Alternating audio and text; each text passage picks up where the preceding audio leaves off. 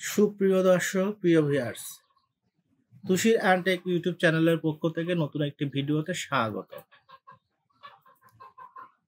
আজকের টিউটোরিয়ালে আমরা শিখব ইনসার্ট স্লাইসার।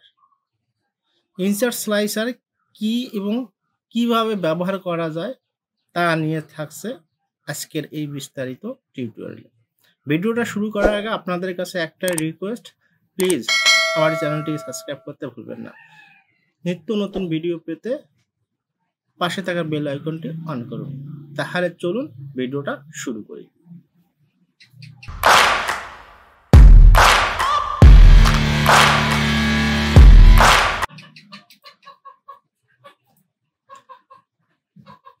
প্রথমেই বলেছিলাম ইনসার্ট স্লাইসার কিভাবে এবং কেন ব্যবহার করা হয় এবং উদ্দেশ্য।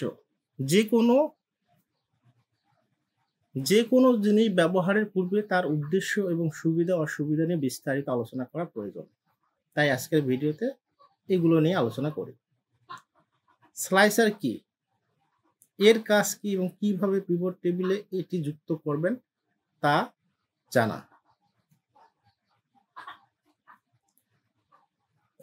মাত্র কয়েকটা ক্লিকে ইনসার্ট স্লাইসার তৈরি করা যায়। প্রথম ধাপ, এক্সেলে একটা ডকুমেন্ট নিতে হবে। সেই ডকুমেন্টটা অনেক বড় হলে, বলি ইনসার্ট স্লাইসার অনেক বড় ডাটাগুলোতে নিয়ে কাজ করলে সবচেয়ে সুবিধাজনক পাওয়া যায়। যেহেতু কাঙ্ক্ষিত ফিল্ড খুঁজে পেতে অনেক সময় লাগতে পারে, তাই ডেটা সিলেক্ট করে ওই ডাটাগুলোকে নির্দিষ্ট ফরম্যাটে নিয়ে আসে এক ক্লিকের মাধ্যমে ইনসার্ট স্লাইসার তৈরি করা উত্তম এবং এর ব্যবহার অনেক ডাটার ক্ষেত্রে অপরিহার্য। তাহলে আমরা ইনসার্ট স্লাইসার কীভাবে তৈরি করব? সর্বপ্রথম ওই টেবিলটাকে আমরা ওই ডাটাগুলোকে টেবিল আকারে একটা কনভার্ট করে নিলাম। টেবিল কিভাবে তৈরি করা তা আপনারা সবাই তো জানেন। এরপরে ইনসার্টে যাব বা এই টেবিলে ক্লিক করলে ইনসার্ট স্লাইসার পাবেন। কোথায় গেলাম? যখন টেবিল তৈরি করবেন তখনই আপনার insert slicer table design number আসবে।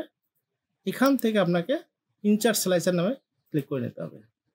এখন আপনার হেডারে যে ডাটাগুলো আছে সেই ডাটাগুলোই কি এই ইনসার্ট স্লাইসারে আসবে। এখান থেকে আপনি আপনার ডাটাগুলোকে যেটা চান, যে আপনি কিসের উপর ভিত্তি করে ইনসার্ট স্লাইসার তৈরি করবেন তা সিলেক্ট করবেন। সাপোজ মনে করুন আমি এখানে বায়ার ধরলাম, তাহলে বায়ার চলে আসলো এবং তার পাশাপাশি একটা দেখুন, এইখানে দেখুন একটা স্লাইসার নামে একটা অপশন তৈরি হয়েছে।